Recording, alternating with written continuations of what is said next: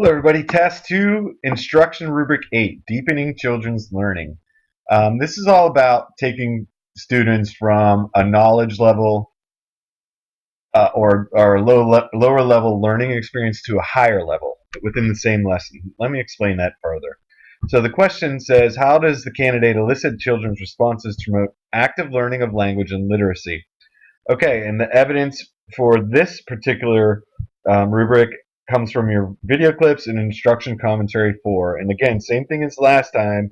Make sure that what you comment on is seen in your video. And if it's not, or there's something important left out that's not seen in your video, make sure that you explicitly state that. Okay? Some things that their scores are looking for are content inaccuracies, like if you tell students the wrong definition before they go on to work by themselves. Um, okay, so they're looking for developmentally appropriate prompts, which, as you know, you mean are teaching practices that support the whole child. That's what developmentally appropriate practice is, and you guys should know that from all your courses.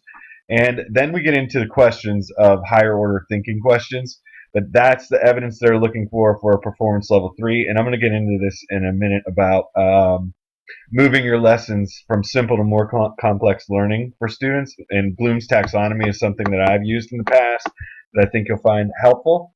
Again, watch out for inaccurate information or inaccurate definitions to children. Make sure that you know the content and you're correct.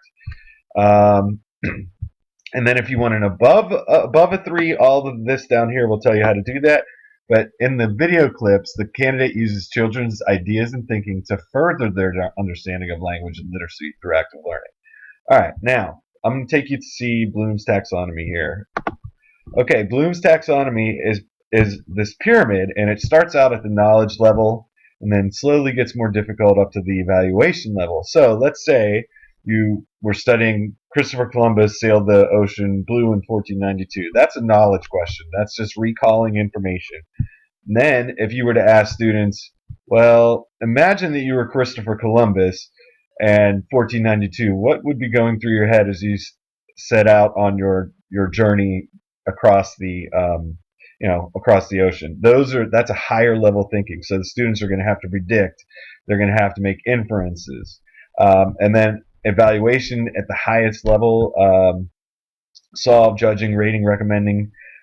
Those are the types of things that students do at the evaluation level. So your purpose as a teacher is to move from knowledge to evaluation. That doesn't mean you have to do that every lesson, but that's the goal. You're moving them towards that high of a level through your lesson. All right, and as always, let me know if you need more explanation on this. Thanks.